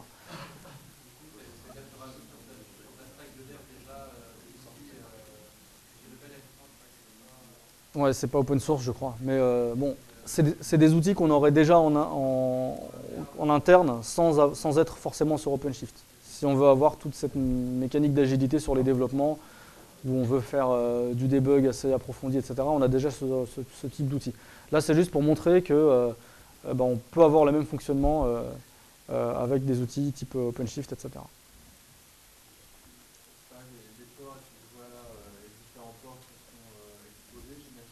Ouais. On est d'accord que si on veut faire autre chose que le protocole HTTP ou HTTPS, on peut, si on a Des trucs exotiques et ça. Alors, ça va fonctionner aussi. ça, la partie RMI, IOP, etc., ça fonctionne nativement au sein du cluster OpenShift sans configuration particulière.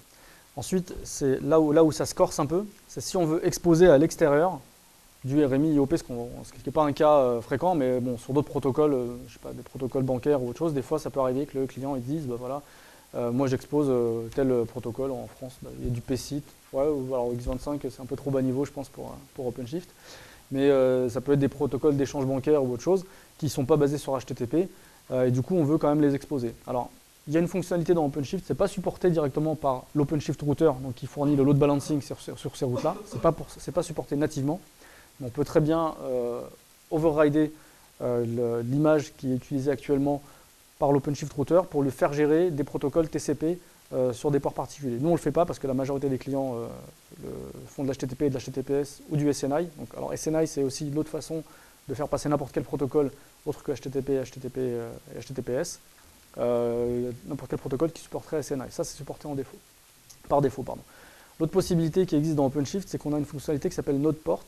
Et ça veut dire qu'on est capable, pour n'importe quel service, de lui dire expose-toi en tant que node port. Et en fait, ça va faire que les nodes OpenShift qui sont de type routeur, qui font load balancing, vont écouter sur un port différent, en dehors de 80 et 443, mais qui est un port qui va être donné et qui est réservé dans une plage qu'on a identifiée au préalable. Donc on peut, effectivement, c'est quelque chose qu'on peut très bien faire.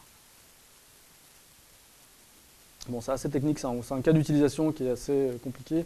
Moi, j'ai travaillé pas mal avec Amadeus, qui est un des premiers clients à être allé sur OpenShift et qui sont contributeurs également sur le sujet. Ils avaient cette problématique-là, et c'est grâce à eux d'ailleurs qu'on a cette fonctionnalité qui s'appelle NodePort, parce qu'ils ont des protocoles exotiques, ils font même du multiplexage de protocoles sur un port donné, du routage spécifique, etc. au sein d'OpenShift. Donc ça, c'est des choses qui sont faisables, faites. Ce n'est pas le cas d'utilisation du quotidien.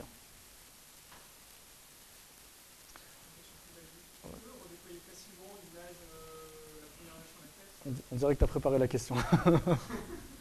C'est quelque chose que je voulais montrer. Effectivement, si on va sur les déploiements ici, là on voit, donc il va montrer toutes les versions des images que j'aurais buildées au préalable. Du coup, il me dit celle sur laquelle je suis en train de tourner, c'est celle-là, donc elle est déployée, elle a un réplica. Et je me dis, bah, finalement, je me suis planté, c'était pas Geneva Jug que je voulais faire, mais c'était Ticketmonster tout court. Bah, je peux retourner sur le premier déploiement, et là j'ai un petit bouton sympa, c'est Rollback. Et là, à ce moment-là, j'appuie sur Rollback. C'est le fameux settings qui me dit, est-ce que tu veux conserver les informations sur le réplica, la déploiement stratégie? Bon, je laisse par défaut, c'est pas grave. Je dis Rollback. À ce moment-là, ça me génère un nouveau déploiement, numéro 3, mais qui ne va pas reconstruire l'application, et qui va juste utiliser l'image qu'on a générée à la première étape. Et à ce moment-là, c'est instantané. On n'a pas la minute de latence. Il m'a déployé mon déploiement numéro 3, qui en fait s'appuie sur le build numéro 1. Et si je retourne sur mon application, il faut attendre un peu les 15 secondes, un peu pressé. Je vais voir s'il a bien démarré. Pourquoi logs not available? Il n'est pas gentil. Voilà. On attend un peu. Tac, tac, tac, tac, tac. Je vais fermer les onglets. Hop, hop. Il a démarré en 12 secondes, c'est bon. Si je retourne sur mon application, là, j'ai plus Geneva Jug, j'ai juste Ticketmonster.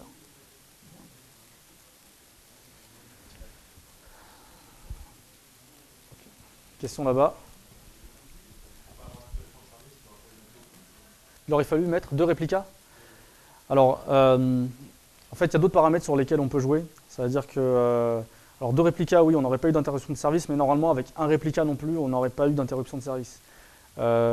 Pourquoi en fait? Parce que y a des mécanismes en fait dans les pods OpenShift qui permettent de dire à quel état ils sont ready, enfin à quel moment ils sont ready, donc prêts, et à quel moment ils sont alive. D'accord? C'est ce qu'on appelle des probes. Il y a la readiness probe et la liveness probe. Par défaut, les probes qui sont mises en place, c'est des probes TCP qui vont écouter sur le port du conteneur. Donc dès que OpenShift il a réussi à demander au conteneur, il a obtenu la réponse du conteneur qui lui a dit le port 8080 répond en TCP, il considère que l'application est live et ready. D'accord? Donc ça, c'est pas un cas très futé, on va dire. Ça répond à 50% des cas pour être gentil.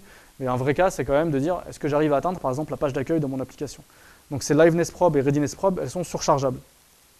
On peut mettre, par exemple, donc, un get HTTP, un get HTTPS, ou une exécution au sein du conteneur de n'importe quelle commande qui devra faire return 0 pour dire ready ou bien live. Voilà. J'ai pas entendu le début de la question, pardon. Ils sont dans le template. Donc tout au début, quand on a fait JBoss sur AP4, OpenShift 1.2, ces readiness probe et liveness probe, elles sont dedans. Après, les templates, on peut très bien les étendre et les enrichir et spécifier nos propres liveness probe ou readiness probe pour tous les templates qu'on va créer à partir de là. Ou alors, je peux très bien aller sur mon build config et rajouter, sur mon déploiement de config, sur mon déploiement, et surcharger les valeurs par défaut en disant, en fait, il faudrait que tu arrives à atteindre la page d'accueil, la page home, avant de considérer que tu es ready, et il faudrait que tu arrives à l'atteindre régulièrement pour considérer que tu es live. Et à ce moment-là, on n'aura pas d'interruption de service. Oui. Exactement. En fait, les 2 pods, ils ont ce qu'on appelle un replication controller. Donc, quand on va déployer, il y a un nouveau replication controller qui va arriver et piloter l'ancien. Et la mécanique de rolling update, elle est paramétrable dans le sens où on peut lui dire de quel pourcentage de pods de l'ancienne génération on doit maintenir avant de basculer à l'ancien. Donc, il va y avoir pendant un certain temps des pods de la nouvelle génération et de l'ancienne. Et donc, elle va éteindre, dès que le nouveau est prêt, elle va éteindre ceux de la génération précédente. Et c'est paramétrable aussi.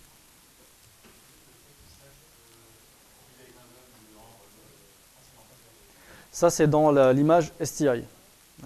L'image STI, elle définit la méthode pour builder ce qu'elle va prendre en entrée.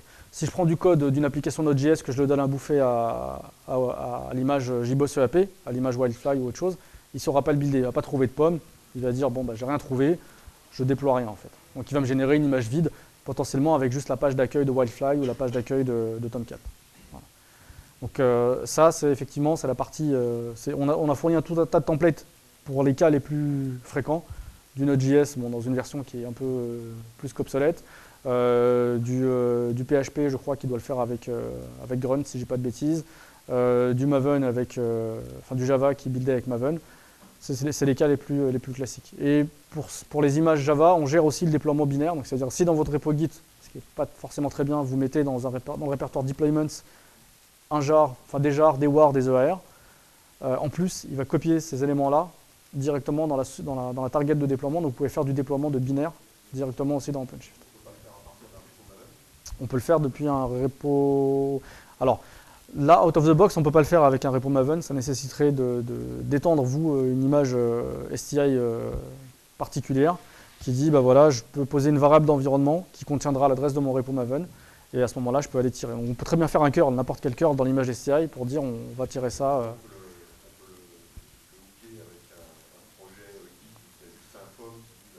Voilà, ça, exactement, ça c'est possible aussi. Et une des fonctionnalités qu'on n'a pas vues ici aussi, c'est la possibilité d'utiliser un plugin dans Jenkins. Donc on peut instancier dans OpenShift directement une usine logicielle, enfin un serveur d'intégration continue de Jenkins, qui en préconfiguré, il possède des plugins pour OpenShift, et du coup qui sera capable de builder, donc avec toutes les mécaniques classiques d'une conf de build Jenkins pour du Maven. Il va builder tous les artefacts et en plus à la fin, il va être capable de demander à OpenShift de pusher ce qu'il aura buildé dans une nouvelle image. Oui. Là et après derrière, oui, vas-y.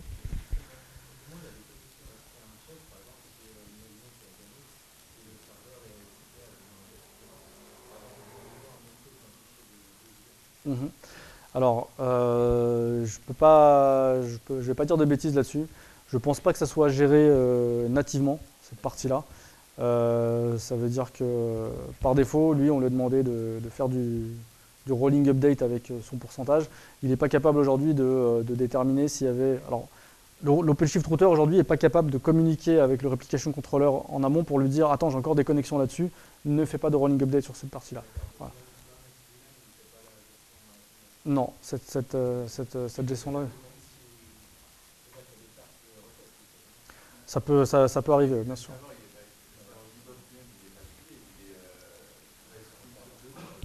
Non, il n'est pas, par défaut, il n'est pas graceful chez données là. Alors en fait, il reçoit un signal. Alors oui, il y a un graceful shutdown. Alors il n'est pas forcément adapté, donc ça là-dessus, je ne vais pas dire de bêtises non plus. Mais il reçoit un signal kill quelque chose qui est transmis au conteneur et ensuite le JBoss il voit comment il gère ce conteneur-là. Mais ça va pas être un. Il y a un délai pour le grace qui est de 30 secondes. Donc si on a des applications qui sont importantes aujourd'hui, il faut quand même que le JBoss il arrive à s'éteindre en moins de 30 secondes. Et après, c'est pas parce que le JBoss est graceful chez données qu'il va pouvoir gérer le cas de parler à l'OpenShift Router en lui disant attends, on est en train d'uploader un fichier de 2 gigas. Voilà. Donc pour l'instant, ça n'existe pas. Mais c'est des choses, la communauté OpenShift est super ouverte. Il y a un projet sur Trello dans lequel on peut mettre ce genre de requirement. Et c'est des choses qui sont prises en compte et qui sont toujours les bienvenues, en fait, même en termes de contribution, en termes de feature request. C'est quelque chose qui est très apprécié. Ça répondait à la question à peu près. Il y avait une question par là-bas.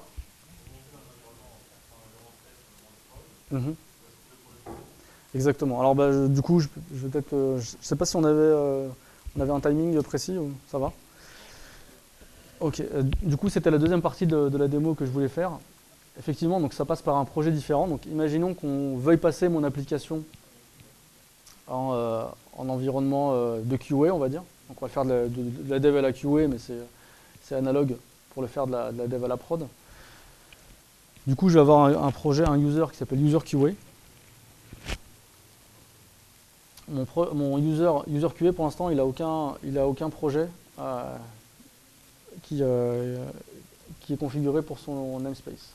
Pas de toket, mais du coup, je vais lui en configurer un nouveau qui s'appelle ticketmonster-QA. Et je ne vais pas créer l'application à partir d'ici parce que je crois que j'ai pas les images ici. Je ne dis pas de bêtises, oui. Parce qu'en fait, les utilisateurs, ils ont leurs images qui sont isolés. Du coup, ce que je vais faire dans un premier temps, c'est avec mon utilisateur userdev.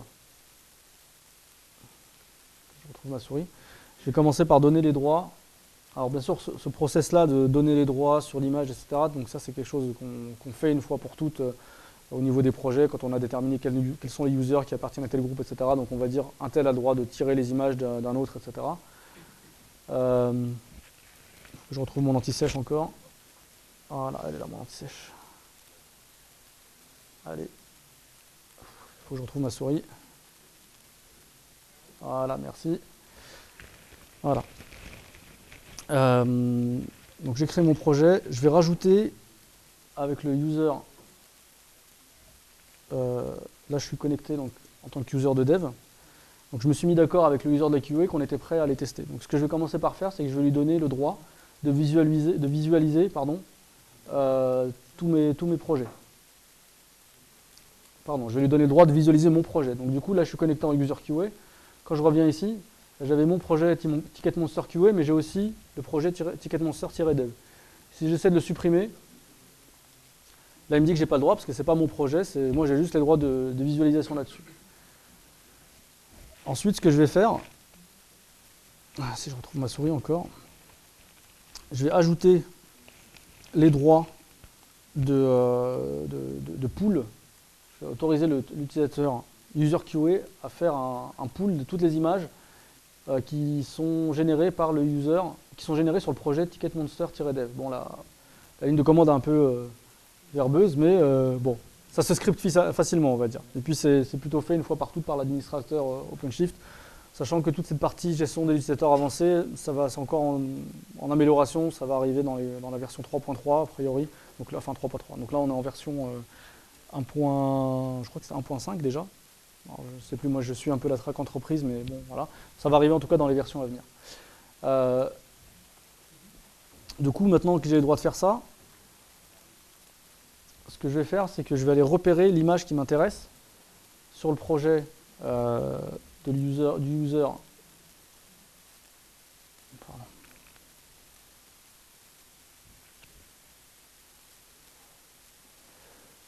Alors, je vais me loguer OC login user password, c'est ça. Et il faut que je lui donne le nom du serveur. Et que je lui dise mon-skip TLS. Parce que j'ai des certificats qui sont pas qui sont auto-signés encore. Donc je lui dis d'ignorer mon certificat TLS de hacker. Donc là, en ligne de commande, il me dit j'ai 2 projets. Le projet sur lequel je suis positionné actuellement, mon projet par défaut, c'est le -dev. Donc je vais me positionner sur celui-là. Non, pardon, c'était bon, je vais rester sur le projet -dev.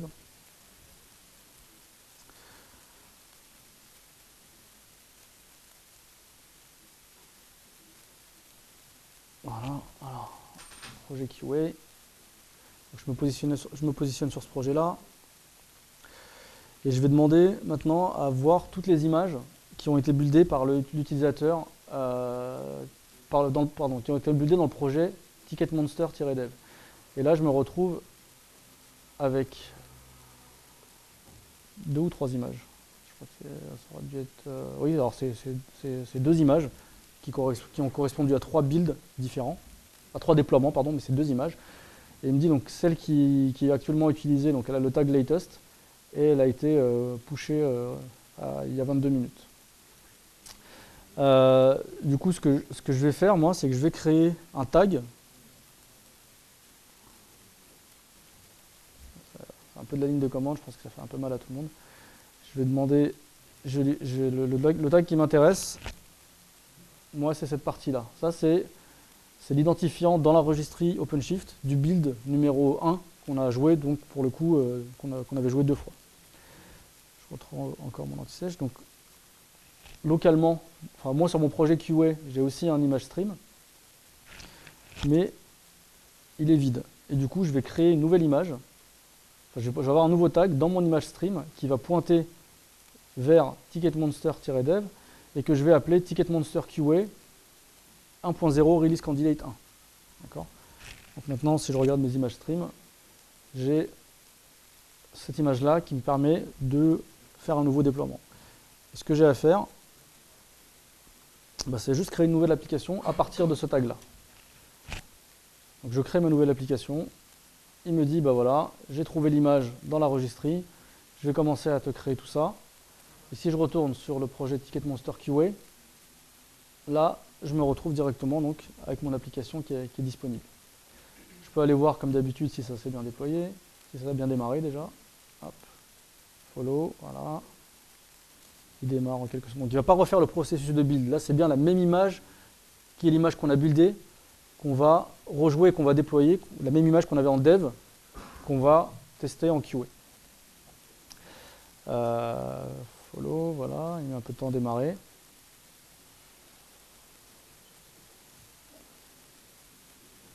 Voilà, et 12 secondes.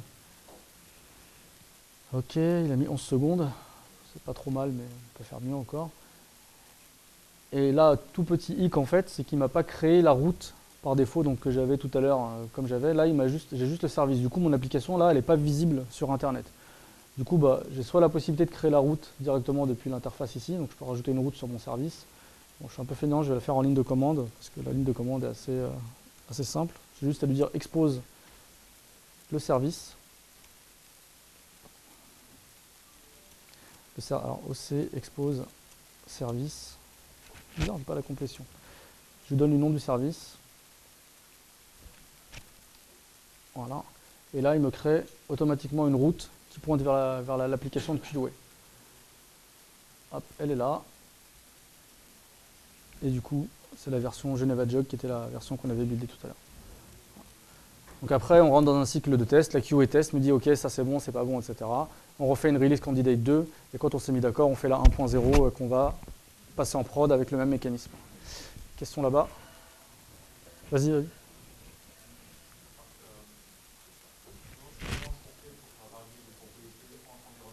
Alors, dans l'exemple qu'on a là, c'est un exemple relativement simple. Alors déjà, tout à l'heure, quand on a créé l'application, par exemple, donc moi je vais rajouter une nouvelle application juste pour vous montrer. Donc si je veux ajouter une nouvelle application JBoss, ici, peu importe, hein, c'est juste pour vous montrer. Là, j'avais voir les options de déploiement avancé. Donc là, typiquement, j'ai tout un tas de variables d'environnement que je peux venir définir. D'accord? Donc, je ne sais pas moi, par exemple, database server. Et je peux dire c'est prod ou peu importe, etc. Je peux rajouter tous ces paramètres-là.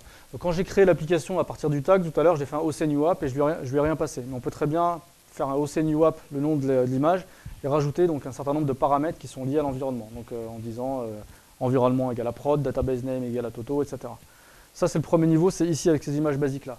Mais on peut mettre directement un certain nombre de paramètres. Donc ça, c'est les variables d'environnement, mais on peut mettre aussi des paramètres qui sont liés au template. Donc si je veux que le nom d'environnement soit obligatoire, à ce moment-là, je le fais apparaître dans mon template custom, qui est, je sais pas moi, un déploiement Liferay, par exemple, chez un client. J'ai toujours besoin de l'adresse du serveur Alfresco, ou de l'environnement du serveur Alfresco, ou du tenant, ou du client qui ça va héberger, etc. Donc là, il y a les variables d'environnement, c'est un premier niveau. Et après, si on veut vraiment mettre des variables obligatoires, c'est un autre niveau qui s'appelle les paramètres, qu'on peut poser sur les templates. Généralement, oui, tout finit en variable d'environnement. Les valeurs des variables d'environnement peuvent être validées au database server, alors, nativement dans OpenShift, non, il y a à ma connaissance, alors je crois quand même qu'il y a un mécanisme de template sur les noms, sur les variables des paramètres et des variables d'environnement. Par contre, nativement, je ne connais pas d'image dans laquelle on peut dire va chercher dans telle URL. Après, il faut coder dans l'image Docker qu'on va mettre en place. Si vraiment il faut que je fasse un appel curl sur quelque chose, je fais un premier niveau d'indirection avec le nom de la variable d'environnement ou la valeur et je fais le curl sur ce que j'ai mis dans l'URL de la variable d'environnement pour aller chercher cette valeur-là. Voilà. Ça a vocation à être le plus générique possible. Après, si on a des comportements assez spécifiques, on passe toujours par... Déjà, rien qu'avoir des variables d'environnement externalisables ou des paramètres qui sont obligatoires, ça fournit toujours un niveau d'indirection qui est généralement suffisant, en fait, quoi. Après, on peut avoir des niveaux imbriqués, mais bon, le plus simple, c'est de faire le mécanisme le plus simple et de laisser les gens qui veulent faire des trucs custom l'implémenter eux-mêmes. Oui.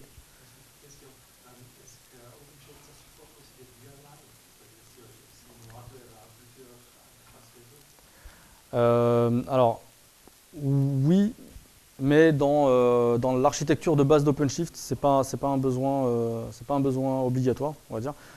Exemple aujourd'hui, donc moi je fais tourner là, cette démo-là sur un serveur sur OVH, qui est un truc tout simple avec une seule interface.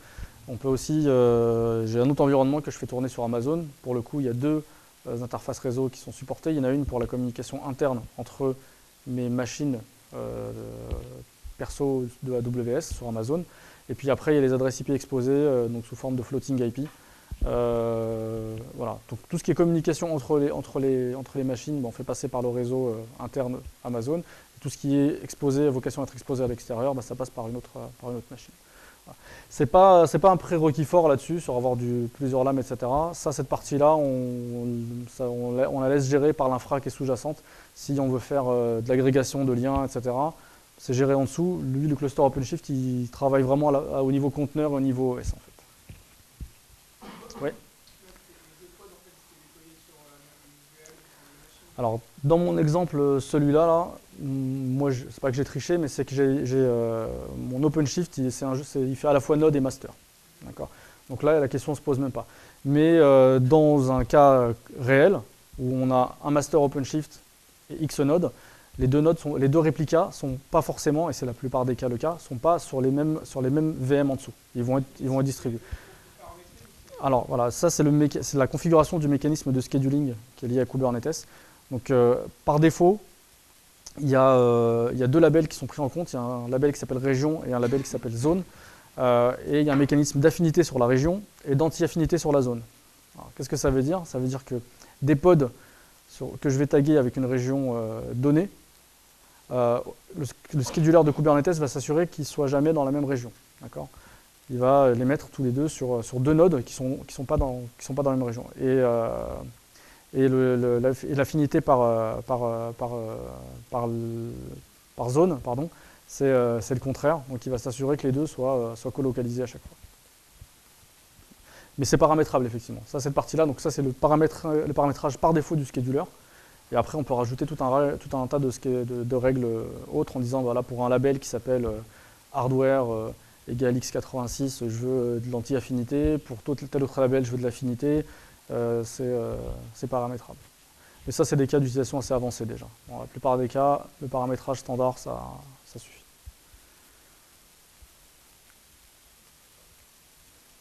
Vous avez d'autres questions? C'est bon. Je crois que moi, c'était tout pour la partie démo. J'avais quelques slides pour finir. Je pense que ça va au niveau temps ou... C'est bon? Moi, j'ai pas chronométré du tout. Je sais pas du tout si tout le monde va dormir ici ou pas. Donc c'était juste quelques slides pour finir, c'était sur les impacts, si je retrouve mon slide, Geneva Jack présentation slide, voilà. Donc la démo, et donc c'était sur les impacts pour vos applications et sur l'impact en termes d'architecture applicative. Donc déjà, cette prolifération possible des conteneurs, ça commence à engendrer des modifications sur la façon dont on va développer et la façon dont on va exploiter les applications. Donc c'est un peu les mêmes changements qu'on observe à différents niveaux, que ce soit au niveau de l'organisation, des process de développement, que ce soit de l'architecture applicative, la façon de déployer, de packager, et même au niveau de l'infrastructure. Donc ça, c'est un peu des niveaux de maturité en fait, qu'on atteint au niveau des différentes organisations. Donc si vous êtes amené à discuter avec vos clients de comment on met en place une stratégie autour du PaaS, de DevOps, etc., c'est des aspects qu'il est intéressant d'évoquer. Donc typiquement, avec des technologies de type PaaS, on arrive à avoir accès à des environnements dans plusieurs technos de manière assez rapide. Et comme on voyait tout à l'heure, c'est assez pratique quand on a notre application qui démarre, qui démarre en quelques secondes et qui me fournit mon service. De la même façon, quand je veux faire un rolling, quand je veux faire un update ou un rollback, c'est assez simple. Du coup, ce qui devient intéressant de faire, c'est d'avoir des applications, on va dire, en architecture microservice. C'est-à-dire que mon application ne devient pas monolithique, elle ne met pas 10 minutes à démarrer, parce que si j'ai un pic de charge à absorber, je ne vais pas dire hey, ça serait bien d'avoir un deuxième pod. Ah, attendez, j'ai 10 minutes avant de le démarrer. C'est bon, mes utilisateurs sont déjà tous partis. On a loupé le trimestre, on n'a plus de vente. Voilà. Donc l'idée, c'est de faire tendre les architectures applicatives plus vers du microservice, donc de fournir sous la forme de petits applicatifs légers un ensemble de services qui sont réduits. Alors ça va aussi dans le sens des serveurs d'application Java et des frameworks actuels, donc Spring Boot, JHipster, etc. Mais aussi Wildfly Swarm, si vous suivez un peu donc Wildfly qui est la version open source de JBoss, ou pour ce qui va arriver sur la prochaine version, c'est qu'on ne va pas packager l'entier du serveur d'application si on a juste besoin de la stack de Web Service REST par exemple. À partir du build Maven, on va savoir, tiens, on a juste besoin du connecteur HTTP, de la PIC de la stack de Web Service REST. On fait un serveur d'application extrêmement léger de quelques mégas, on rajoute le code de l'utilisateur et ça nous fait notre microservice. Voilà. Donc ça, c'est vraiment la tendance qu'on observe, la tendance qui va arriver et qu'on considère, qu'il faut considérer en tout cas dans la construction des applications. Du coup, les impacts, on va dire, c'est déjà commencer à penser des applications de type cloud ready. Donc tout à l'heure on parlait, voilà, votre application elle va tourner dans un conteneur. Votre conteneur, potentiellement, il peut tourner sur une VM qui se crache, ou même le scheduler, il peut décider qu'il consomme trop de ressources ou autre chose, et il peut avoir à le crasher. Donc pensez ces applications-là à être le plus stateless possible, le plus configurable si possible, pour pouvoir récupérer les variables d'environnement, enfin récupérer certains paramètres par des variables d'environnement ou en utilisant une indirection basée sur les services. Donc ça, on n'est pas rentré dans le détail là-dessus, mais c'est quelque chose qui existe.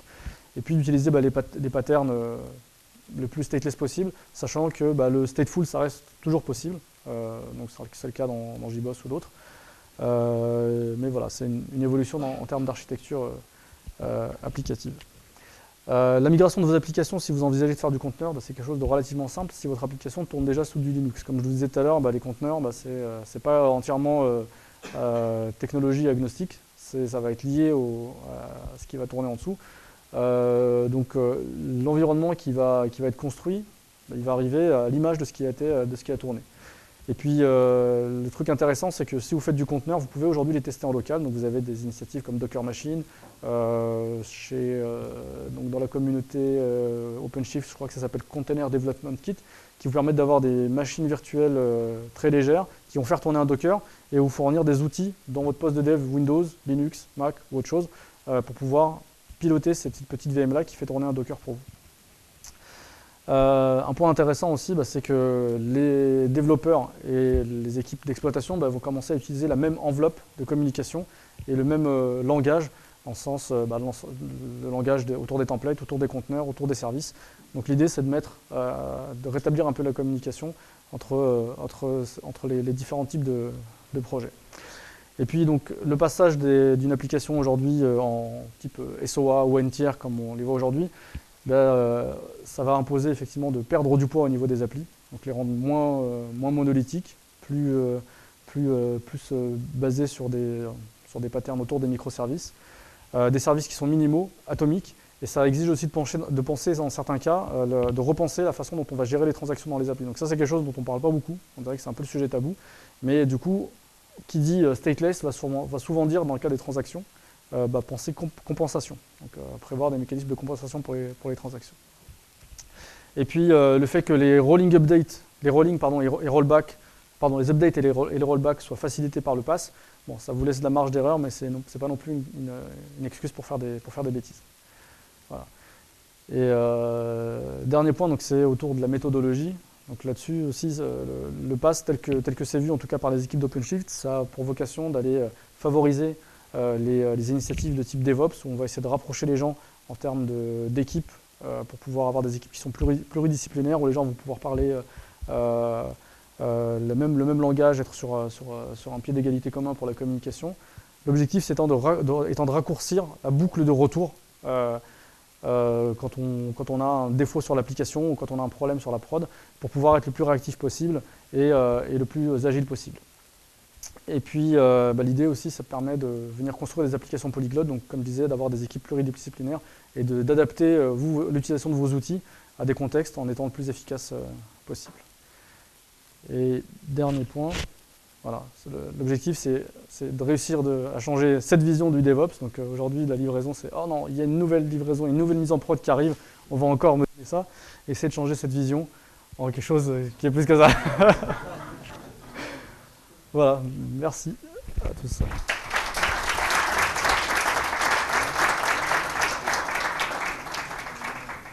Une question tout au fond. Oui. Oui. Alors, je ne suis pas spécialiste Node.js, mais l'image Node.js, elle fonctionne, c'est une image STI aujourd'hui qui est filée, donc effectivement, c'est du NPM qui est tourné. Donc, si tu as, c'est quoi, c'est serveur. Non, comment ça s'appelle le bootstrap dans Node.js, je ne sais plus exactement. Comment? Package.json, c'est ça. Si un package.json à la racine, il est capable de le prendre et effectivement de builder une image source to image à partir de cette appli. Alors dans l'image Node.js par défaut, c'est pas fait. Node.js 0.10, c'est vrai qu'on a souvent la remarque, mais je n'ai pas regardé encore, je suis certain qu'il doit y avoir une image STI qui a une version beaucoup plus à jour et qui pourrait supporter Grunt ou autre chose. Voilà. Mais ce n'est pas impossible, il n'y a rien techniquement qui l'empêche. Aujourd'hui, on peut très bien enrichir l'image STI et pour du build de Node.js, faire tout un tas de checks qu'on voudrait, etc. L'objectif, ce n'est pas de remplacer l'intégration continue, mais c'est faire vraiment la partie génération d'une image de conteneur à partir du code source et de faciliter cette opération-là. Ça répond à ta question à peu près? D'accord. Oui.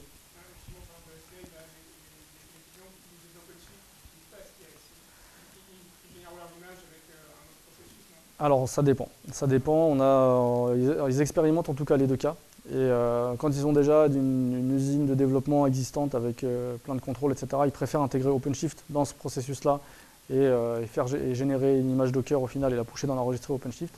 Mais pour des nouveaux projets qui démarrent et qui sont plus rapides, la mécanique SCI elle est directement présente et branchée dans OpenShift. Là, on a un client avec lequel on a fait un POC sur du Liferay typiquement. On n'a pas d'image STI pour Liferay. On a développé, donc on a développé avec lui une propre image pour STI, une image STI pour Liferay, et on a testé les différents cas. Donc ils avaient déjà leur usine logicielle sur Jenkins qui buildait ça. Donc on a fait le premier cas, et puis on a fait le deuxième. Donc les deux fonctionnent, les deux peuvent cohabiter dans une même organisation. Après, c'est en fonction des goûts des goûts de chacun, quoi. Oui. Oui, alors, out of the box, on a un monitoring à 2 niveaux. En fait, on a un projet qui s'appelle C-Advisor, donc un projet, je ne sais plus qui le fait, je ne sais pas si c'est CoreOS ou c'est Google, en gros, qui est capable de monitorer les conteneurs. Et du coup, on a un pod spécial qu'on intègre dans OpenShift qui fait tourner C-Advisor, qui va monitorer tous les conteneurs et qui va remonter des métriques sur le temps CPU et la mémoire consommée. Une fois qu'on a installé ça, il y a une fonctionnalité que je ne vous ai pas montrée, mais qui est super intéressante, c'est qu'on a l'autoscaling. C'est-à-dire que là, quand je suis venu tout à l'heure pour modifier le nombre de réplicas des pods, je suis allé cliquer sur le bouton upscale, enfin scale up. Une fois qu'on a les métriques qui sont dispo, on a la possibilité de dire, quand tu dépasses un taux d'utilisation de 50% du CPU, tu vas spawner un nouveau pod, avec une limite de 5 par exemple. Et inversement, quand on descend en dessous de 50%, il va downscaler chacun des pods. Donc ça, c'est le premier niveau de monitoring. Le deuxième niveau de monitoring qu'on a, c'est qu'on intègre aussi Elasticsearch, Fluentd et Kibana pour pouvoir monitorer tous les logs de tous les conteneurs à travers le cluster. Donc après, on a une interface autour de Elasticsearch qui nous permet d'aller rechercher, de remonter les logs qui apparaissent le plus souvent à travers notre cluster et pas aller à la pêche aux informations. Bah tiens, j'ai un pod qui se plante, je ne sais pas pourquoi, il se déplace d'endroit à un autre. Là, avec cette console de log unifié, on a la possibilité de faire du monitoring aussi. Oui.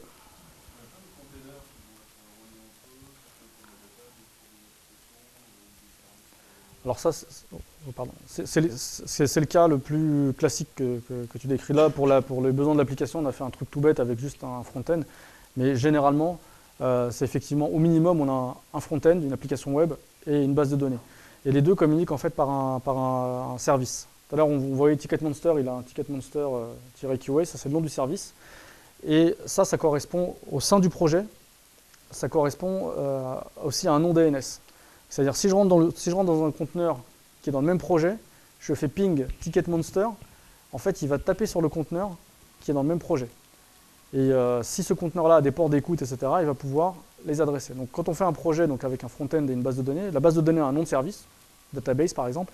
Le front-end, il a aussi un nom de service. Et quand il veut attaquer la base de données, il référence tout simplement la base de données avec le nom de service. Si on veut faire une connexion JDBC, par exemple, on a juste à mettre database comme nom de base de données. Et lui c'est Kubernetes, en fait, fait automatiquement cette résolution de nom vers l'adresse IP et il route automatiquement vers le conteneur de base de données, quel que soit son emplacement, qu'il soit sur la même machine ou sur une autre, il va router de manière automatique vers la base de données. D'accord, désolé. Ouais.